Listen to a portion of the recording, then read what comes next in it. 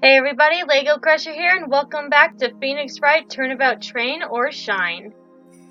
Whew! Let's get this jumped right back into it. I have full screen off, so I'm hoping that will help things a little bit. Let's jump back in. I don't know if we'll be finishing this today or next time, but we'll see. I'm not sure how far along we are.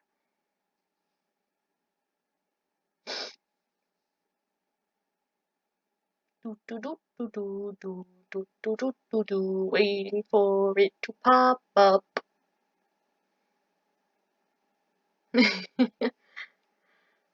Oh, I am tired. And I got allergies going on still, so it's just like, ah! Oh, come on. There we go. I still can't believe everything that had just happened. I almost lost the case after Castanella accused me of fabricating that video evidence.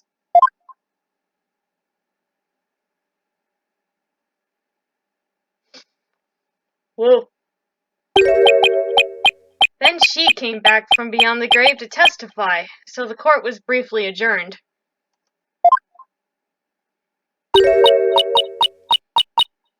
You appear to be quite stressed out, Mr. Wright. Would you like me to make you something to drink? No thanks, I'll pass. In any case, I should talk to her some more before the trial reconvenes. Alright. I wonder if there's anything we can present. We should probably talk to her first, though. Melanie Goldmine. So I take it you're Melanie Goldmine, the medium master detective? That would be me, yes, though now it... That would be me, yes, though now it is I who has fallen and was brought back to this world to testify. Oh, how the tables have turned. I must say, this feels quite peculiar. The spirits I summoned were lucky to feel at home being welcomed by their own proper clothes. However, these robes were clearly designed to account for the possible difference in sizes. Given the urgency of the situation, I have no choice but to don them still. Good, because I really don't want a repeat of the High Priest situation.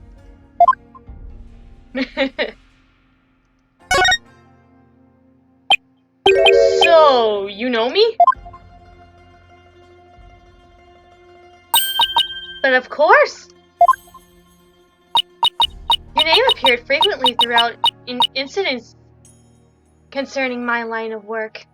Really now? DL6, the grand larceny at Lordly Taylor, the murder at Hazakura Temple. Oh boy! Spoiler alert, sorry guys. What you were up to those 7 years that followed, however, was regrettable to say the least. Oh, oof. Yeah. We will not talk about that. We do not talk about that.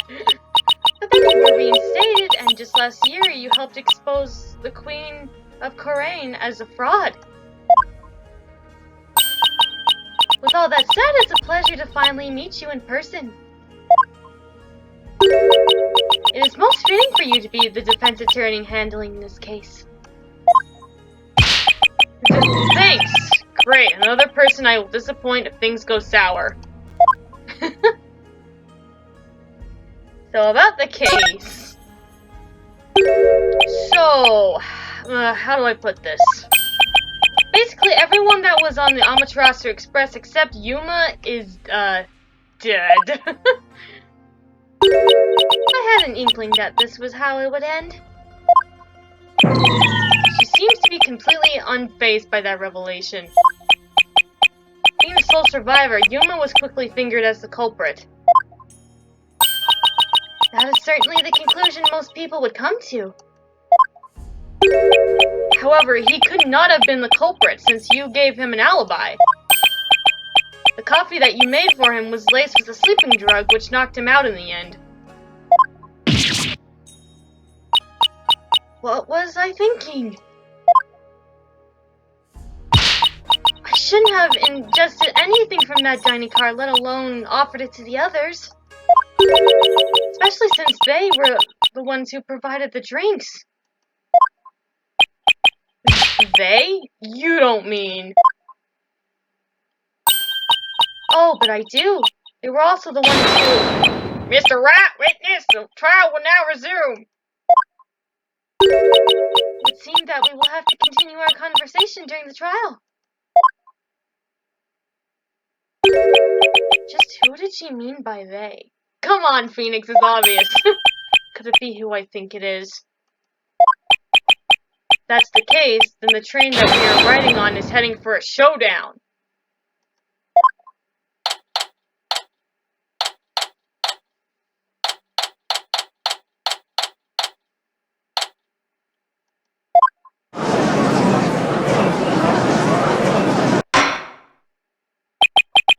Court is back in session for the trial of Yuma Cocoa Head.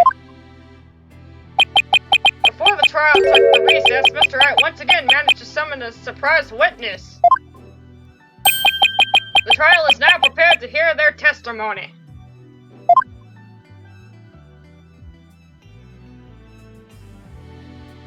Alright. This model is really cool, man. Witness, what is your name and occupation? Oh, but is that an appropriate manner of making someone an acquaintance? Yes. This is a courtroom. And how do you propose it should be done? To begin with, allow me to feel the texture of your frilly cravat. No? My cravat is off limits. Just answer his question, if you will. My apologies, Melanie Goldmine, former master detective. Now, witness, please tell the court what you can remember. I think I got my judge voice down pretty well. I hope. What I can recall. Out of the five that have passed, I was the second to board the Amaterasu Express. After the train had just departed, the defendant suddenly entered the dining car. Faced with the mismatching turnabout dilemma, Poochie and Aphex then decided to prove their worth. The defendant didn't appear to be feeling well, so I took the time to make him a cup of hot coffee. After he had gone to the infirmary, I then extended my offer of drinks to the others that were present. My last recollection of returning to my room is that of returning to my room and laying out some of the clothes I had brought.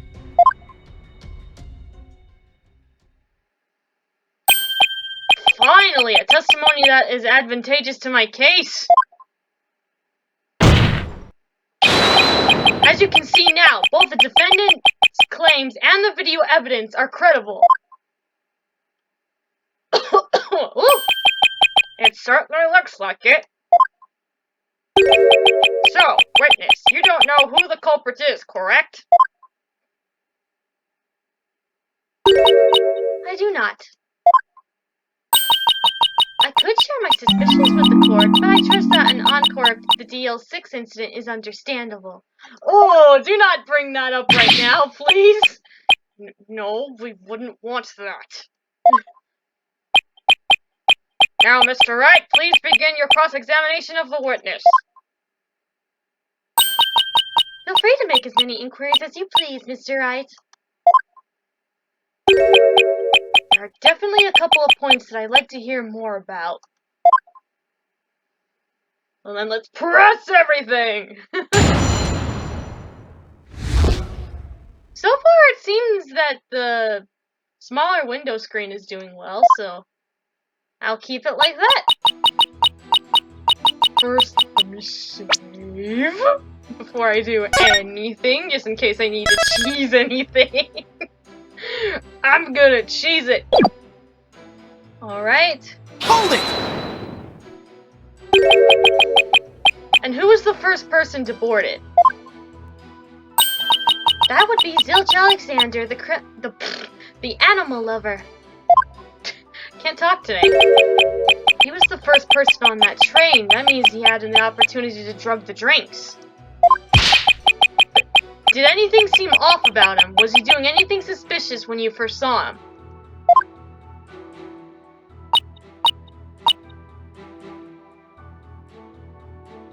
No, I cannot recall anything odd regarding him or his behavior. And what were the dots for? He was wearing his regular WDO uniform, and his belongings must have already been in his room. I knew it wouldn't be that easy. Afterwards, we were joined by Master Detectives Pucci, Zanji, Aphex, and then...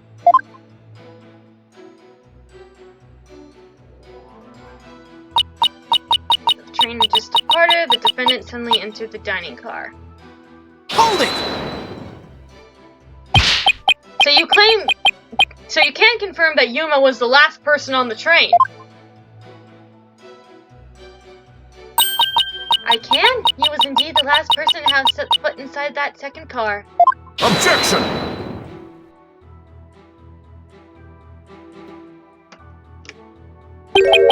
But that does not necessarily prove that he was Day 2 of not being able to talk well. I apologize. That does not necessarily prove that he was in fact the last aboard the Amaterasu Express. Goodness. It is possible that he came first, but remained in hiding in the first car until the train had departed. I'm afraid that is not possible, for I have fairly expected most of the train once I arrived. Did you find out anything interesting about the train you'd like to share? There was something rather odd. Namely, for some reason, I was unable to enter the fifth car. That is strange, considering that we were able to investigate it without any problems. In any case, I was honestly surprised to see him since we were supposed to be only 5 of us.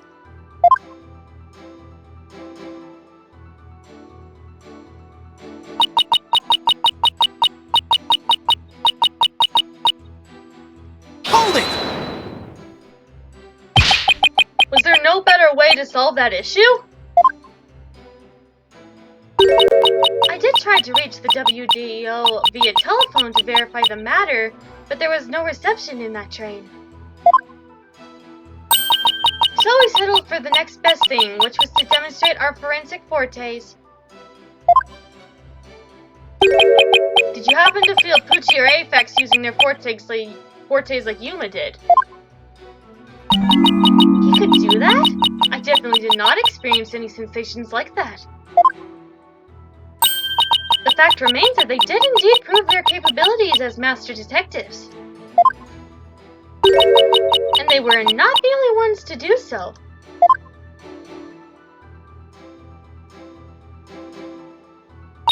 Okay.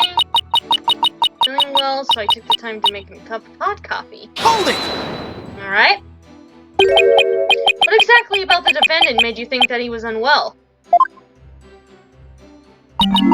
He would appear to be hearing things that the rest of us did not. Don't suppose that would be enough to plead insanity in case it comes to that. Hence, I had him drink something warm to get better, which happened to be the coffee. The moment that he was gulping it down was captured by Zanji using his ability. It seems that we were not originally entitled to a demonstration of his power. But apparently Recently, we forced his hand, and you've seen the result. Defendant, however, was not the only one to consume the sleeping drug because of my actions. It's not your fault. You didn't know. After he had gone to the infirmary, I then extended my offer to the drinks to the rest that were present. Hold it! Let me get this straight. You gave the other drinks as well. The others' drinks as well.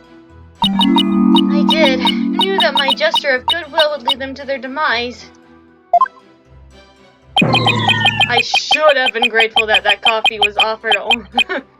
That I was offered in quotations. Only made me get first-degree burns. That would explain why most of the victims ingested the sleeping drug at the same time. I take it that everyone accepted the drinks? No, not everyone did. Zilch had turned down my offer and left the dining car without having drank anything. Wait a minute. What Melanie just said was clearly contradictory. Can't imagine that she would lie to me, but still. The defense requests that you add your last statement to your testimony. As you wish, Mr. Wright. Alright. The last one. Filch had turned down my offer and left the dining car without having drank anything. Okay. I know what the answer is, because it's the autopsy report, right? But I want to save... Victim's autopsy report. Objection! According to your testimony, Zilch never drank anything, correct? That would be the case, yes. That, however, should be impossible. I have here the autopsy report for this case. It says that most of the victims, except for yourself, ingested the drug at roughly the same time. One should make sure the others are hydrated before drinking himself, wouldn't you agree? That's not the point I have a problem with. This autopsy report states that Zilch had, in fact, ingested the drug at the same time as the others. Meaning that he must have also had something to drink along with the rest of the victims. Oh? That is puzzling indeed. However, there is no doubt in my mind that no drink passed his lips at that time. I know what I... Well, never mind. I know what I saw.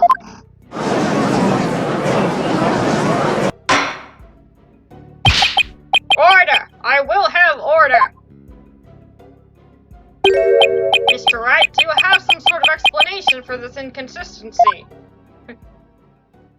It is clear that the testimony and the evidence completely contradict each other. But which one of them holds the truth? A defense attorney's greatest weapon is his unwavering belief in his client. Even if I have no evidence, my trust is enough to make this decision. Okay. Time to make up my mind, for only one will show me the way to solving this case. What do I believe in? Melamie's testimony or the autopsy report? Say again.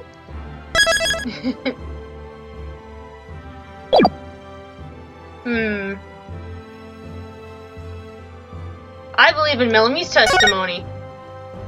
I'm going for it. Your Honor, I believe that the witness's testimony is the truth. Being no longer of this world, she wouldn't have a reason to lie to the court. Plus, I have already proved before that she could not have been the culprit. You're gonna ask for evidence, aren't you? prosecution concurs. Oh! He agrees with me. Never mind. Naturally, the prosecution looked into the background of every victim in this case. No links were found between Miss Goldmine and the other master detectives, or anyone else of note. So then that would mean that the autopsy report is... Mr. Wright, I have but one question for you. Who were the ones that conducted the autopsy? I went British there for a second. The autopsy, the results of which you have quoted? That would be the Amaterasu Corporation peacekeepers. What of it? Phoenix, think! Just as I suspected.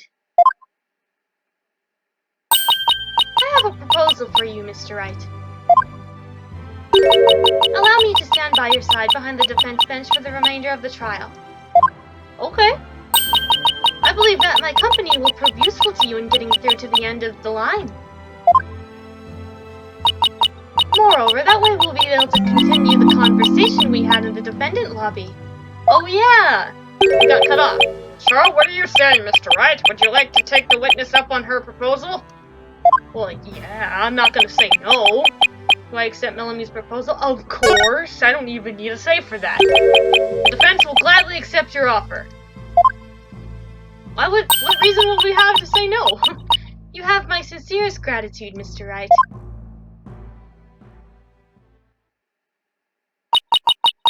So, where were we again? Ah, right!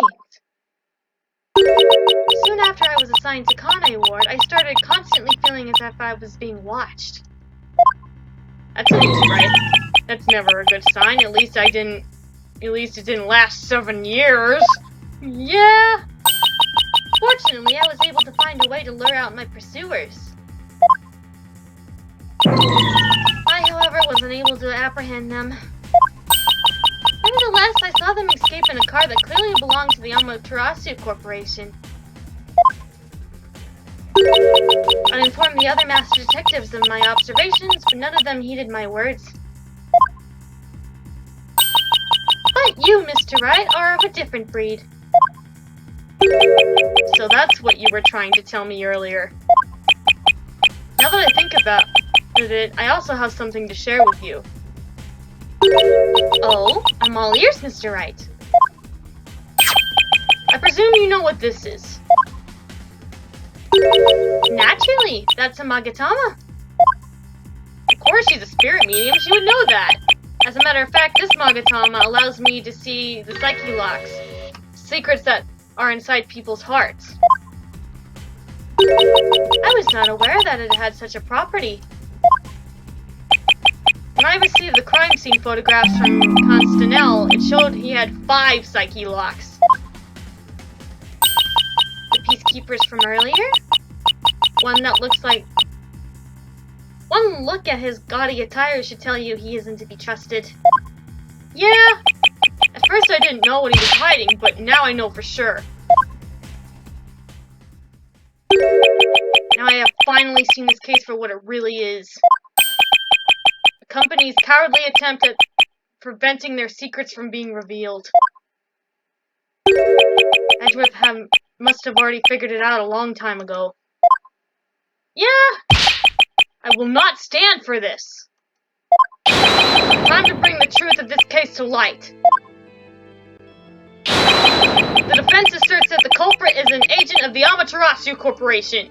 For that reason, the peacekeepers have forged their autopsy report to cover up the crime.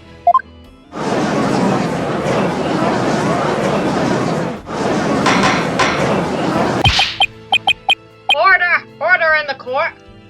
Mr. Wright, are you fully aware of what you're saying? Damn right I am. I am. That's the ugly truth behind this mass murder. Very well then, you've been talking about this real culprit that was sent by the Amaterasu Corporation. Please enlighten the court as to who exactly you believe it is. Oh, that's a big penalty! I'm gonna save. That's a big penalty. All the circumstantial evidence seems to be pointing to one person.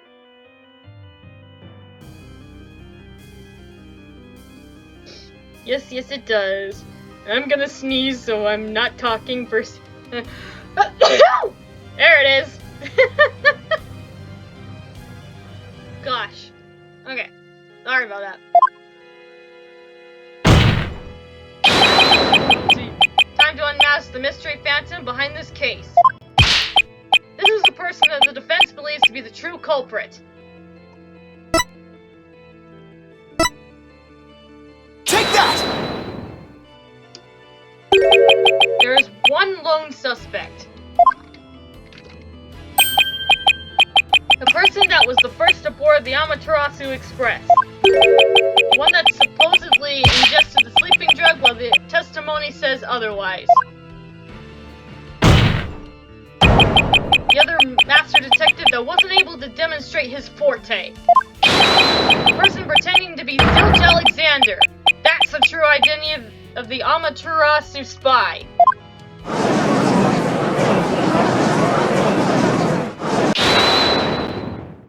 Oh boy. So that's how you want to play, huh? Trusting the testimony of an undead paranormal freak over actual evidence? Looks like I got no choice but to show you just how wrong you are. Bring it, bitch. Then get on with it. Bring it. Testify as to why your autopsy report should be considered credible.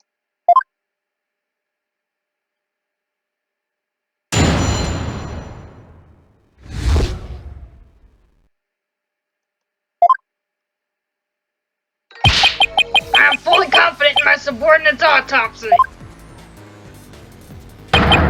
The witness testimony is a sham, and there's a good reason for that. The different corpses have an inconsistent modus operandi. Meaning that there are two filthy criminals involved here. What?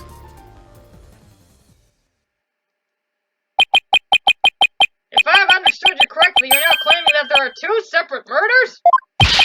That's entirely different from what you led this court to believe earlier. Why did you admit to such testimony before? I didn't believe it to be relevant then. One murder or two, the scum of a defendant is still guilty. Objection! I believe I've already proven that Miss Goldmine could not have been the culprit. But that's only if there was one culprit. If there was a second murder to move her corpse. Ah, man. Stooping so low is branding me as a murderer. Ah, the lengths these people go to lay their sins at someone else's door. He's clearly running out of things to say.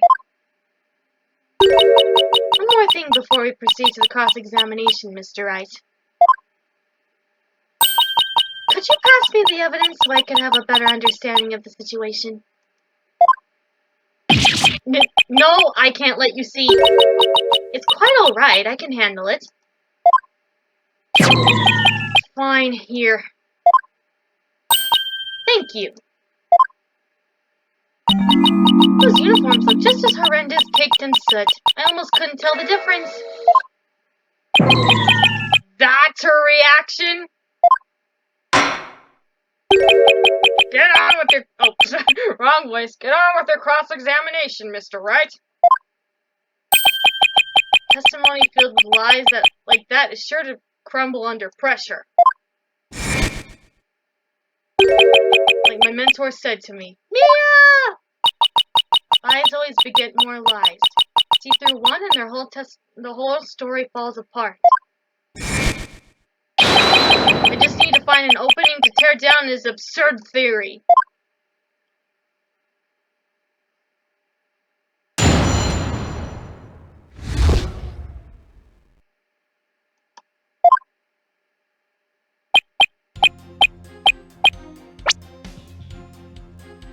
Alright, let's save real quick. Ooh, excuse me.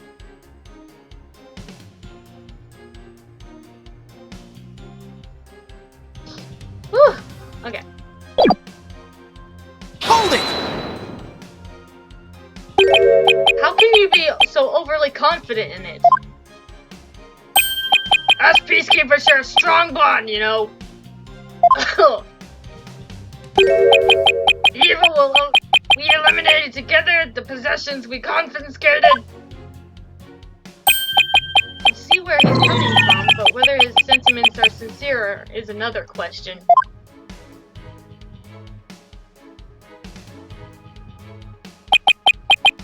This testimony's a sham.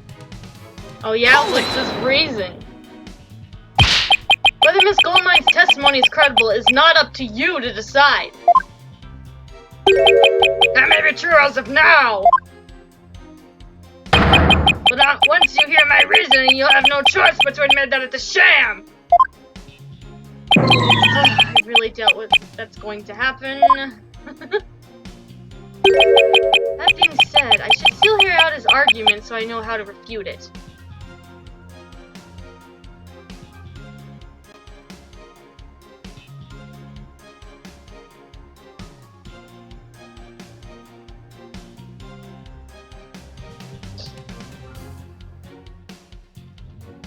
Sorry about that, I was looking at a text. I'm not a professional YouTuber.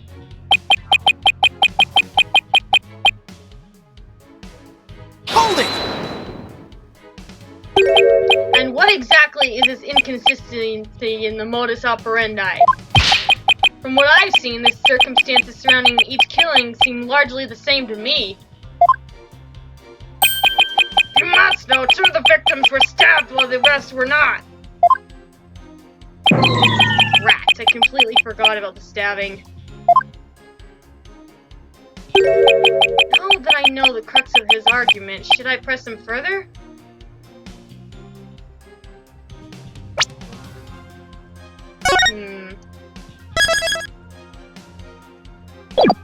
Yeah, let's go for it. Accusing someone of murder based on a technicality like that is too much, wouldn't you say? What you're proposing is conjecture at best. 2 were stabbed to death, 3 were burned. Can't get any more decisive than that. What he said just now, is it significant somehow?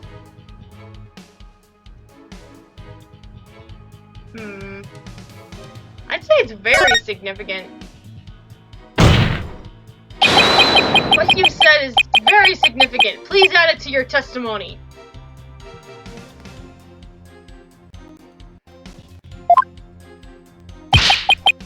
I will help you get through to your thick skull.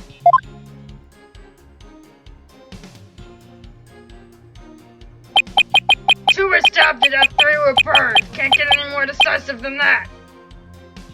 Okay. Hold it! Which victims were the ones that were stabbed again? Zilch Alexander and Aphex Logan. I won't repeat it a second time.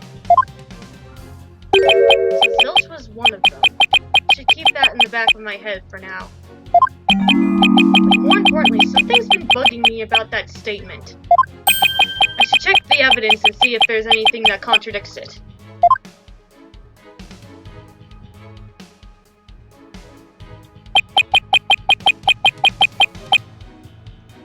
Hold it! If what you're claiming is true, that would mean that Yuma and Miss Goldmine was Miss Goldmine's killer, correct? Naturally! Then why would she be telling the same lies as the defendant? The two of them were probably originally partners in crime, but that scum ended up being a traitor. Due to the slip and drag, your witness did not realize what happened and continues to lie still. If I proposed a theory like that without any proof, I would have already been penalized. Talk about double standards. That reasoning has more holes in it than those burnt uniforms. I should press his statement to get a full picture of the basis of his argument. You should also review the autopsy report thoroughly as possible. If it's an inflammable as the peacekeeper claims, then surely there wouldn't be any harm in it? If I could find a discrepancy between that and his testimony, I could kill two birds with one stone.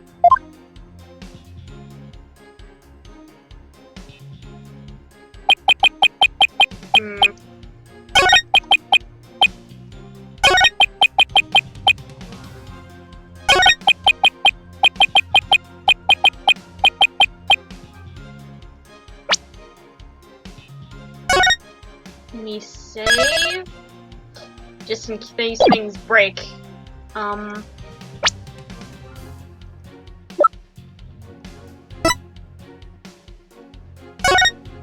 Okay.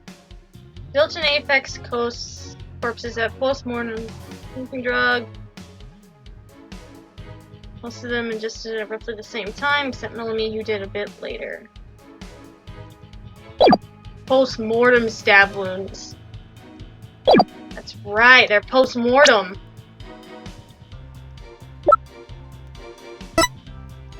Objection! That wasn't the cause, it was just post-mortem. He said, and I quote, "I'm fully confident in my subordinate's autopsy." So I did, and what of it? Looks like your confidence is nothing more than a facade. Take a good look at the autopsy report you claim to trust so much. I practically know it by heart. There's no need for me to do that. In that case, tell me when were the stab wounds inflicted according to the autopsy report. Easy, they were both. Exactly. So if you value your subordinate's work so much, your theory does not hold up. You're just twisting the facts to fit your narrative so you can just fit your two testimonies instead of one.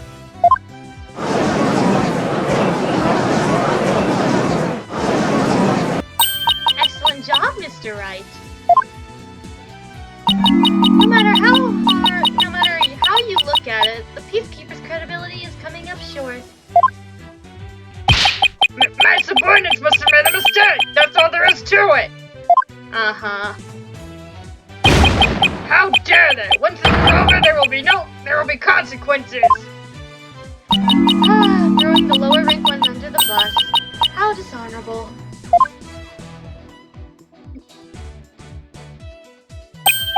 Under these circumstances, the prosecution requests a second autopsy to be performed. Thank you. You will hand over the corpses for further examination. Sorry, but no can do. And why not? Due to Conrad Ward's humidity, there are no longer any condition to be examined. Looks like he's getting away with his lame excuses. Miles isn't having it. In that case, let us approach this from a different angle, shall we? If the stabbing was not done for the purpose of murder, then there must have been some other reason. Mr. Wright, would you happen to have any idea about what that reason was? Save?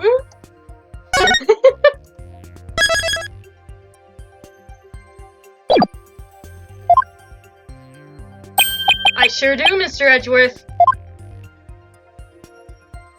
To be honest, I still have no clue, but how many reasons could there be to stab a dead body? Okay, let's see, what even is there? To make sure the victim died, to draw attention to the body, to vent his anger.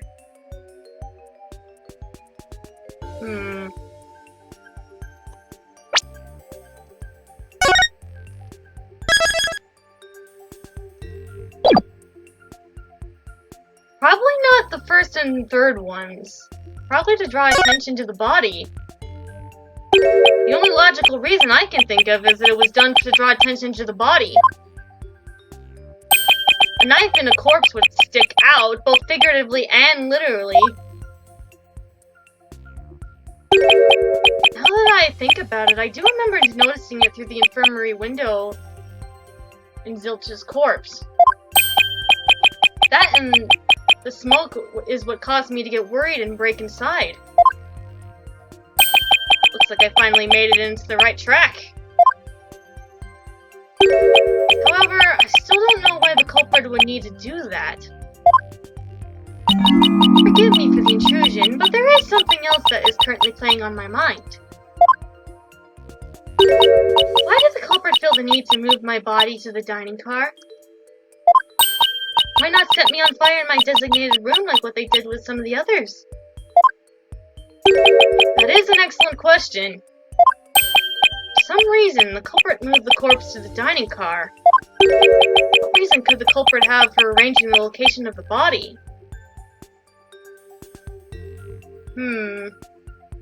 Probably to create a pattern. 5 bodies, 5 train cars. It's clear that the culprit had set up a pattern where each train connected to a new body. Indeed, that seems to be the explanation that makes the most amount of sense.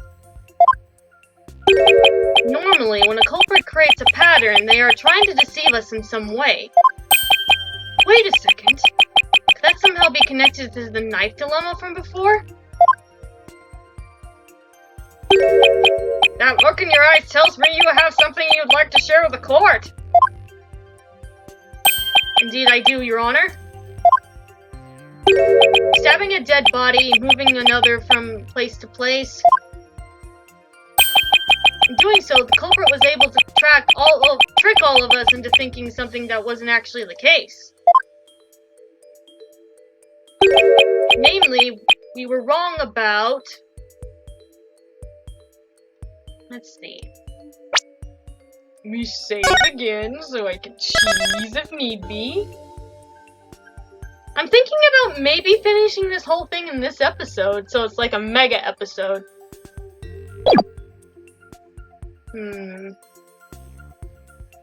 Number of train cars, maybe?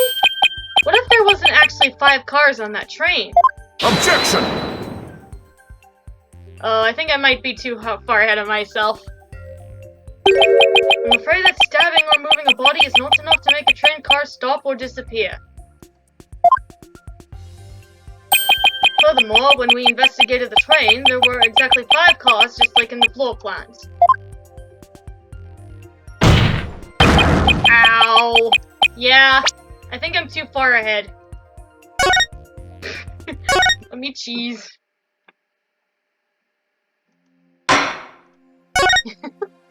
Let me cheese! Cheese, cheese, cheese. Dang it, now I want some cheese.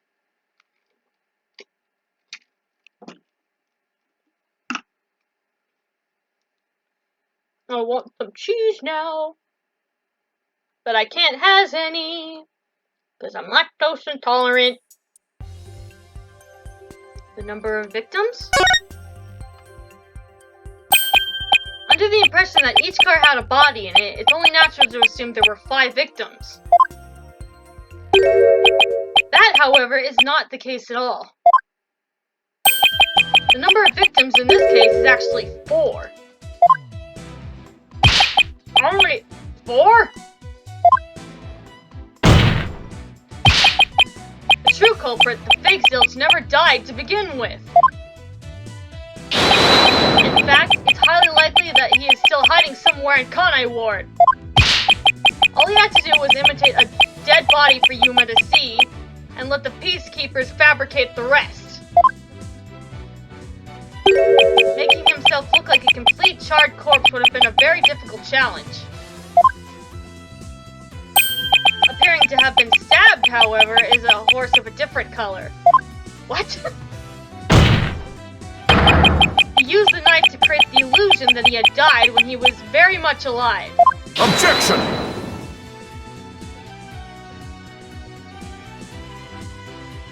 Need I remind you, the knife in question was not a proper retractable. With it lodged in his chest, the culprit wouldn't have stayed alive for long. Obviously, the culprit did not stab himself. He must have used something to cushion the impact of the knife. Hold on. Could that be what that piece of evidence was all about? tell the court exactly what the culprit used to avoid getting stabbed. The pillow! Take that! Is that a pillow with a knife mark? We found it lying on the floor when we investigated the Car 1 infirmary where Zilch's body had been. Back then, I had no clue as to why someone would do something like that. But now, I see that this pillow was instrumental in the culprit's deception. We had also discovered that the blanket that was supposedly over the body had a knife mark as well. By stabbing the pillows with the blanket while lying under it, the culprit could easily fool Yuma. Ah! Who's holding it? What you're saying, Mr. Wright, does appear to make sense. However, when I entered the infirmary, Zilch was indeed burnt beyond recognition under the sheets. I reluctantly checked for a pulse, but it seems that I was too late. He was dead without a doubt. How?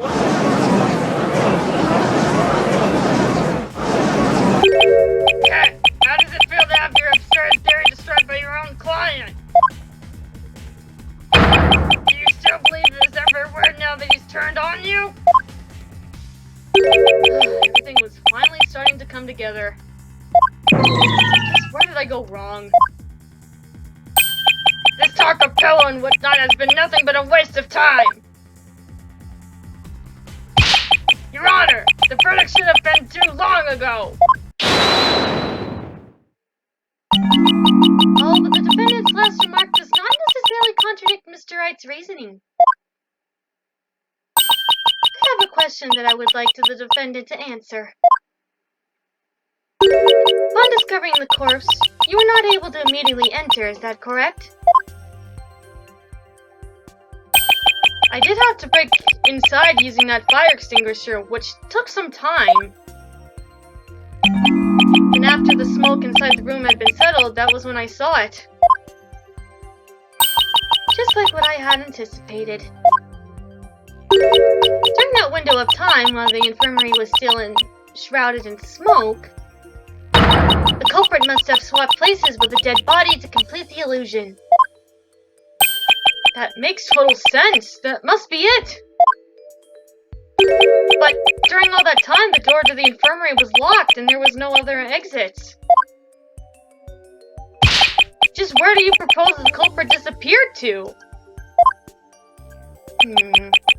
If it was impossible to escape, then the only possibility is that he stayed inside. There must have been somewhere for the culprit to hide inside the infirmary. Okay, I just gotta point it out, right? Time to think. What would the culprit use to hide himself?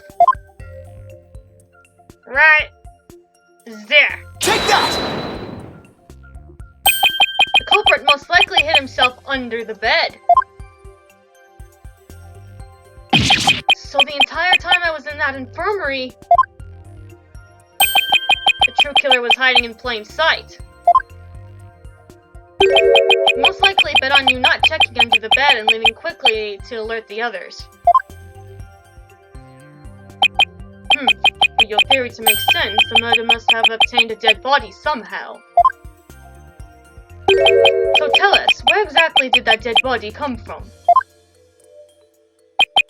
He must have brought it with him aboard the train!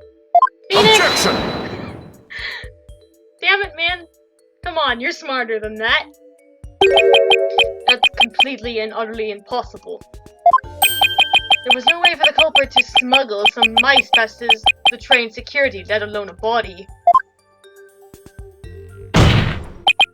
Furthermore, there was nowhere for him to keep the body cool so it did not decompose before time. There goes that idea. In that case, the only other option is that the culprit must have made use of an already existing corpse. And I believe that I know just the one who would be a perfect match. So that would mean that he put the corpse of one of the victims in his place.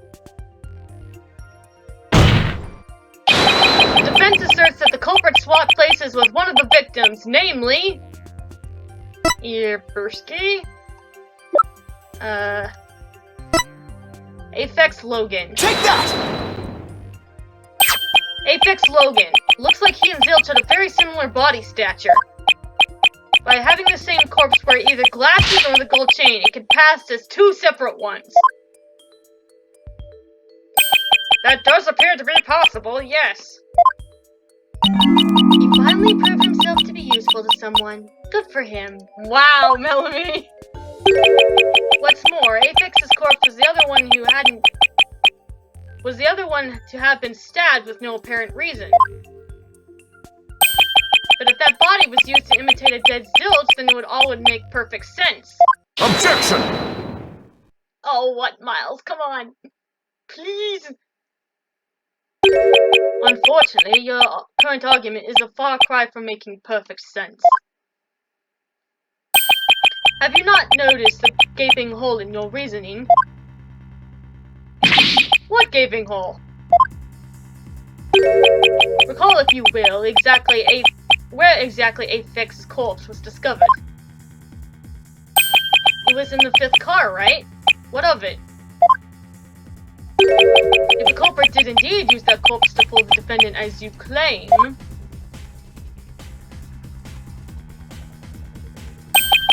then he would have to transport the bodies of the 5th car somehow without being caught in the act.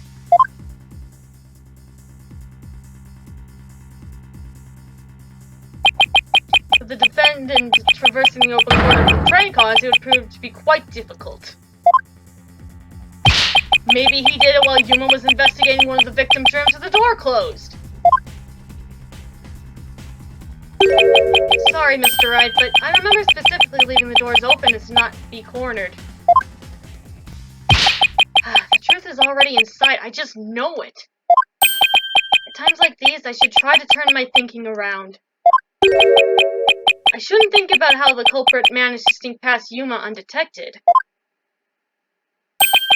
But instead, I should try to figure out how Aphex's body ended up on the end of the train.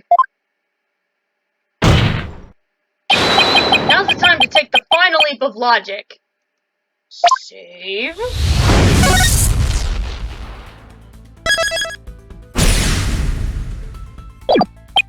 There's no doubt that the culprit had set his plan in motion while Yuma was investigating. That means I should think back to that time and figure it out. Which piece of evidence can tell me something about what happened then? Mistake. Train shook twice. That's right, Yuma said the train shook twice when he was in the 2nd car and then in the 4th car. But wasn't there something else that was odd that he told me about? What other strange things did Yuma discover? Backup power was on.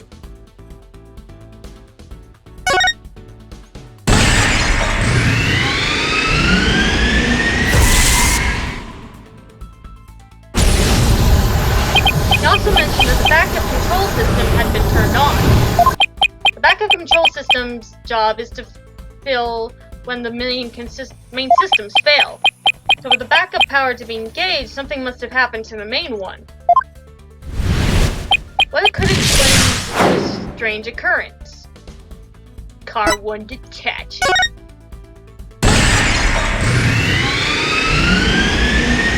I got this, come on! The main control systems were located in car 1. So if it detached, then the backup one would turn on. That would explain the shaking since it was adjacent to car 2 where Yuma was. The train shook not once, but twice. What could have caused the train to shake a second time? R1 reattaching, right?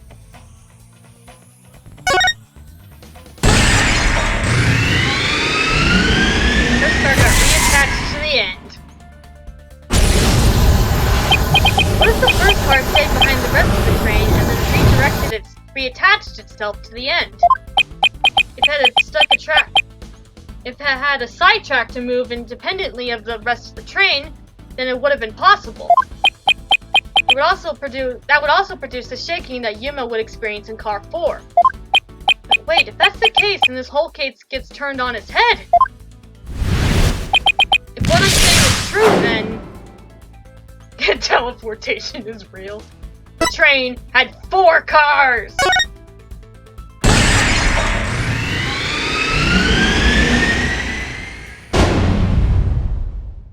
Let's go! First try! I got it! The Amaterasu Express only had 4 cars to begin with! So after Yuma entered the 5th car, he was actually inside the same train car he passed out in. The culprit never had to move the body to the 5th car. It was the whole 1st car that had moved.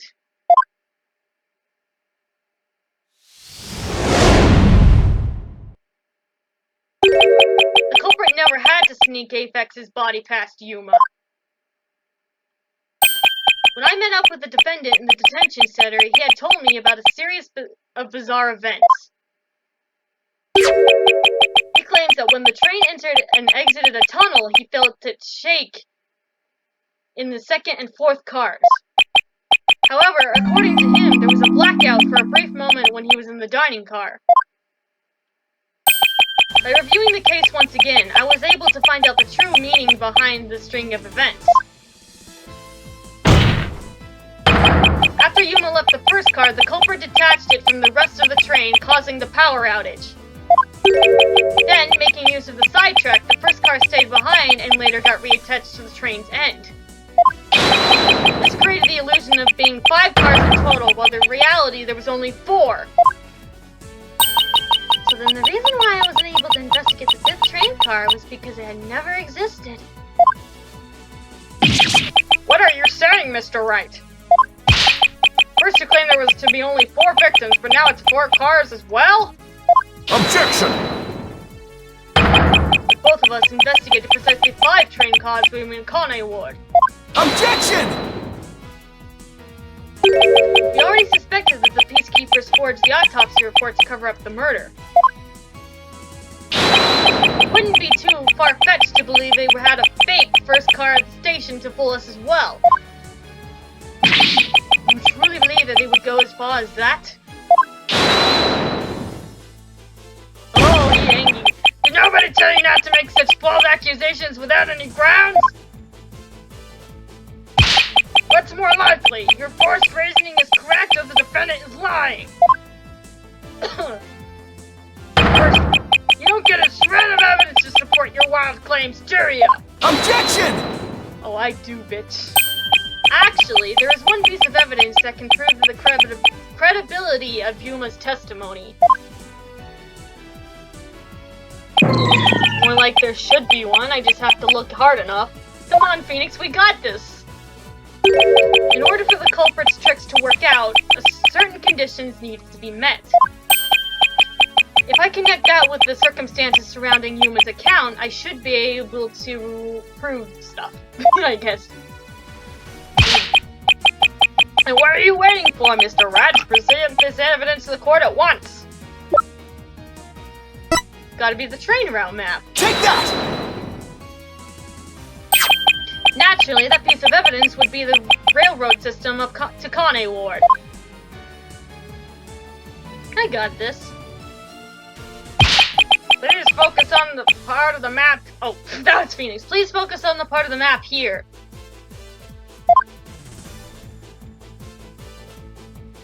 Take that! The defendant claimed that the lights went out around the time the train entered a tunnel. If you look at this tunnel near the end of the route, you'll see that there is a sidetrack that starts near. The sidetrack also joins the main one after the tunnel ends, further solidifying Yuma's claims. I do believe you're right. The timing matches up perfectly. Exactly. This was without a doubt a premeditated assassination. The sidetrack, the misleading floor plans, this crime wouldn't be possible without them. Undoubtedly, the Amaterasu Corporation had masterminded the entire ordeal from start to finish.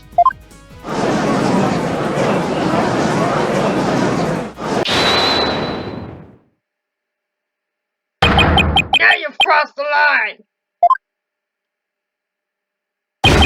You just won't stop dragging the corporation's good name through the mud, will you? Your Honor, let me testify one more time so I can protect the pride of the Amaterasu Corporation. Look who's talking about pride now.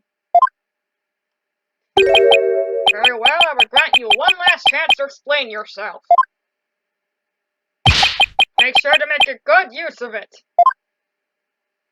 We're gonna finish this all in this episode, guys.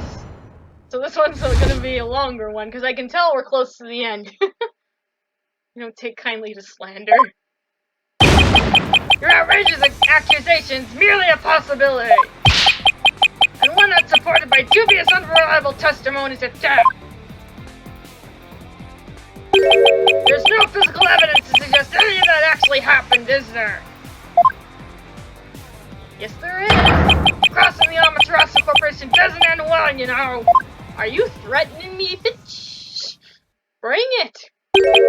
So his last resort is you have no proof. You have no proof argument. Means the witness continues to deny any wrongdoings. So then the burden of proof falls on you, Mr. Wright. This is all your last chance to prove your case, defense. The witness made it clear that there will be consequences if your accusations are unfounded.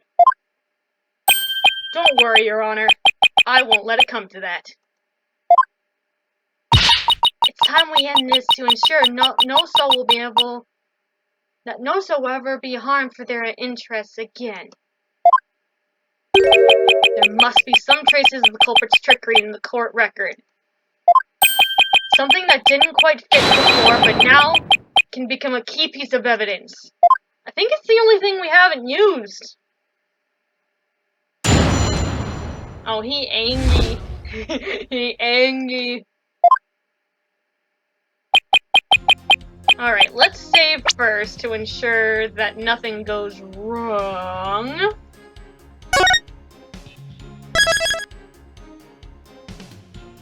We can do this.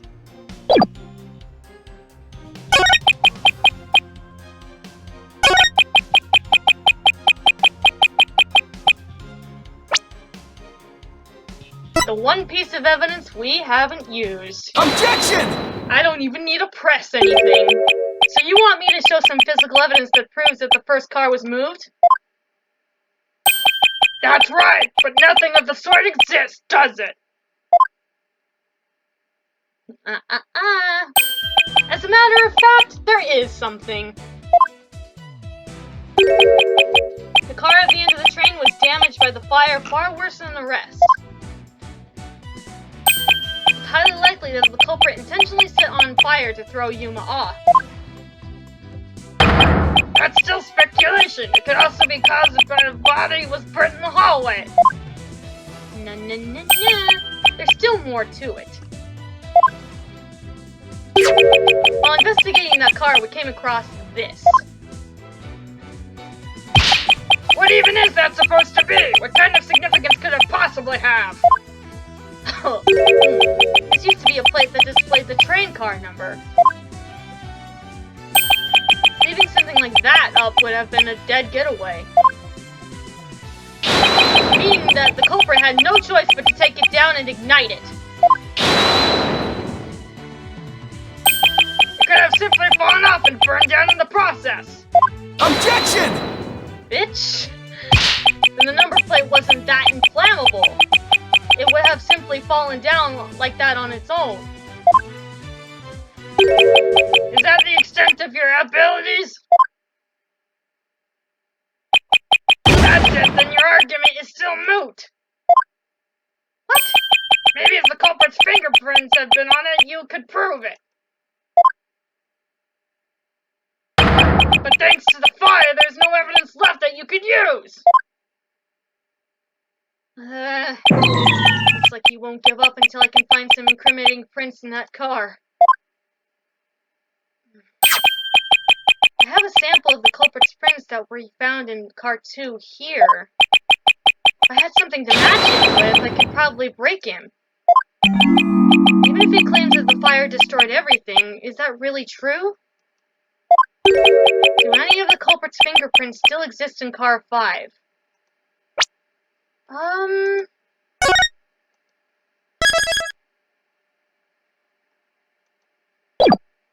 Because that was where the prints that were found off the bottle.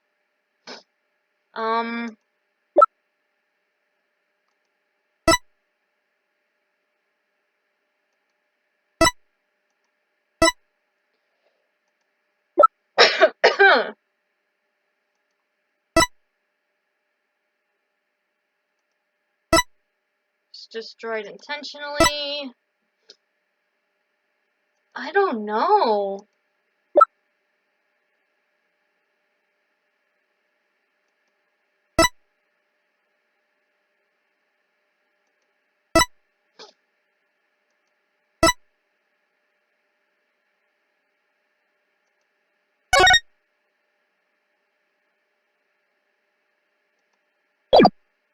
Hmm.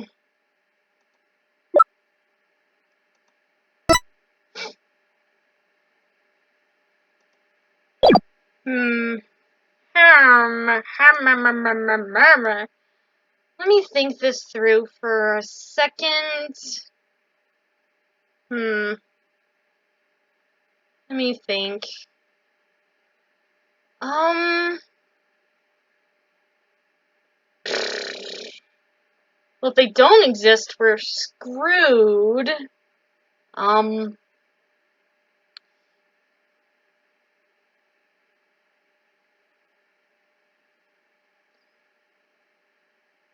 If they don't exist, then we're kind of screwed. Many of the culprit's fingerprints still exist in car 5. They have to.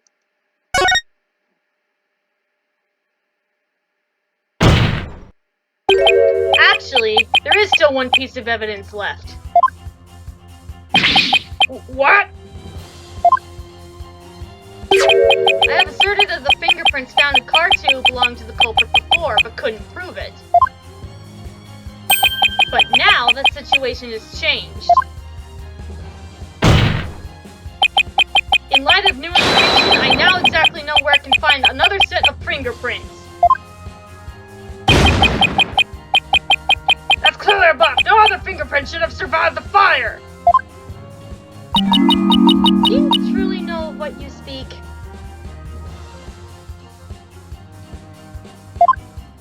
Well, I don't know the exact location quite yet. But wasn't there some part of car 5 that was sealed off from the rest and wouldn't have been seen? What you're saying is intriguing, Mr. Wright, but is there any truth to what you claim?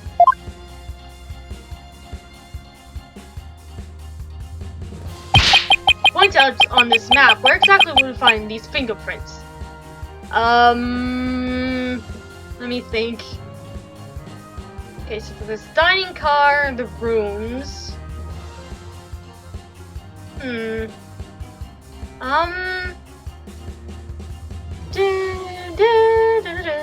Sorry. Let's see. Where, oh where?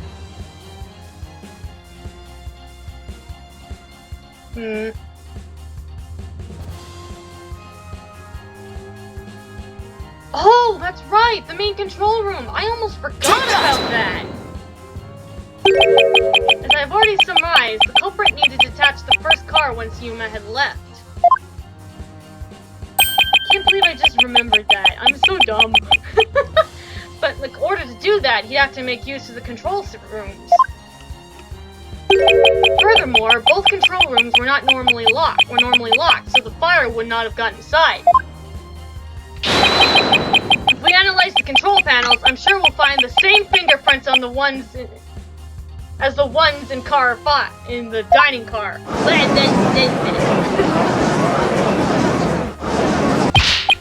There's no need to check it! The Amaterasu controls were fully automated!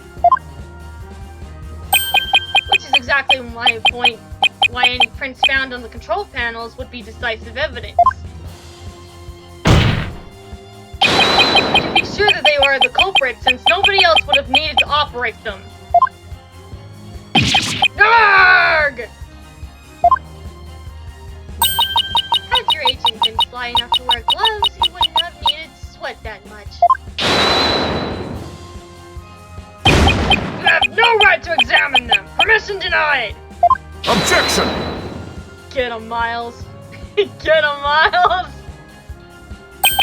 Unfortunately for you, I have foreseen this turn of events and left some of my subordinates behind. They're already working on the analysis as we speak. Let's go, Miles! And once the results are ready, I'm sure that you will no longer stand in the way of the truth. You demon! Hey, that's my husband. Looks like this time you no longer have a car you can use to flee. You can't! You'll regret this! There's nothing you can do about it now. The world has already seen the dark side of the sun. As for yourself, I'm afraid that there's no salvation left for your soul. Oh! Your train has already left the station! Ah! Whoa! What is this? Not my $1 million suit! Stop! Oh gosh. What became of the witness, Mr. Edgeworth? He has been detained from being an accomplice to the murder in this case.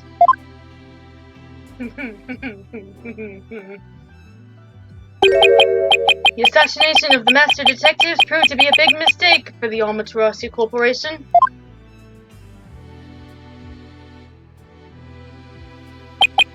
Following this trial, all investigative authority over Carne Wood is transferred to Interpol. Woo! The corporation itself will be tried for crimes such as instigating murder, espionage, and obstruction of justice. As for the assassin in this case, rest assured he will be found based off the fingerprints he left behind.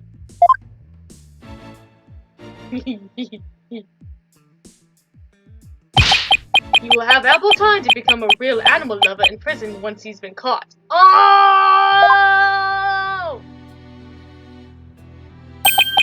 That is all, Your Honor. Very well. At this point, I'm ready to hand down my verdict. This court finds the defendant, Yuma Head, not guilty! Woo! Let's go!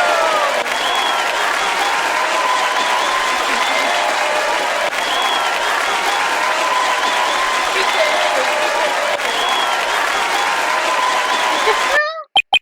Court is adjourned.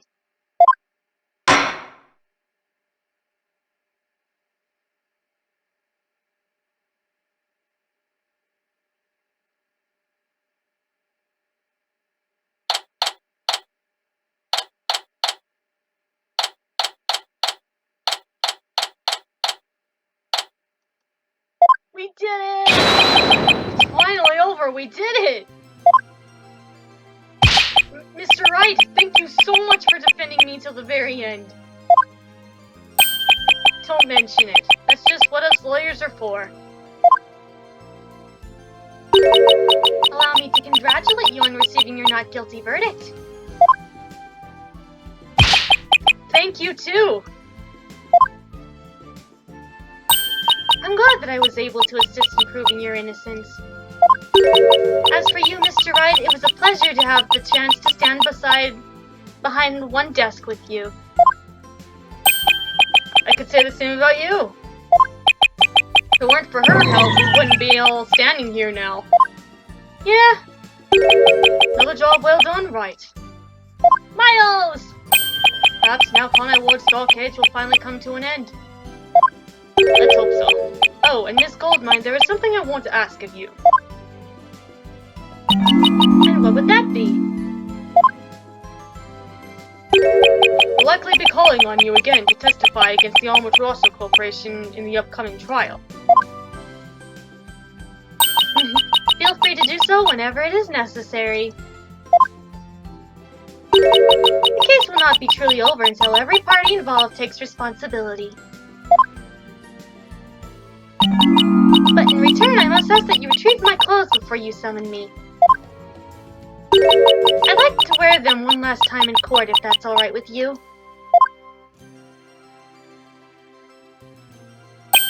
I will make sure to personally see it through. You have my sincerest gratitude, Chief Prosecutor Edgeworth. Now it is time for me to depart and bid you farewell. Bye, Melanie! Until we meet again!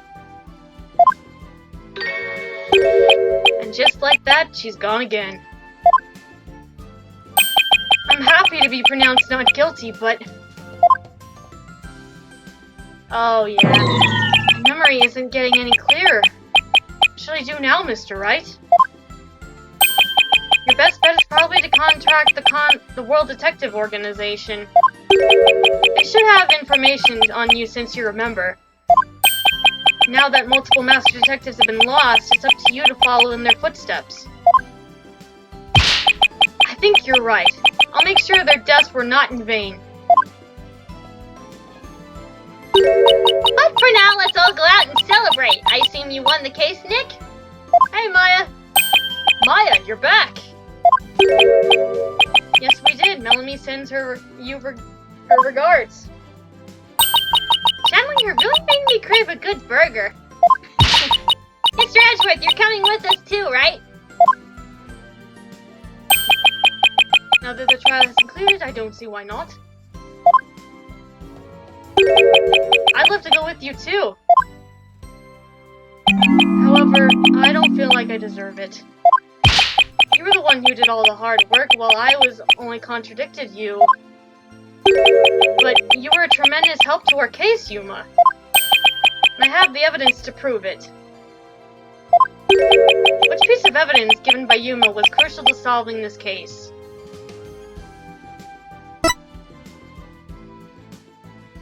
Take that! If you didn't share with your testimony about the bizarre events, I would never figured it out alone.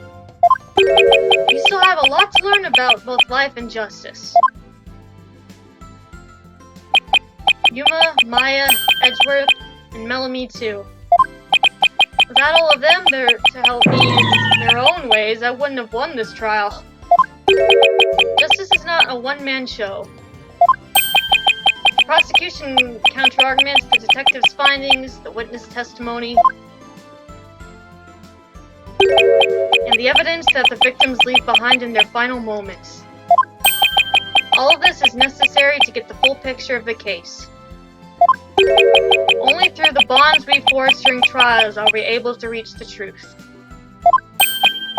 That is what the many cases in my career as a lawyer have taught me. That is the truth this case reminded of me today.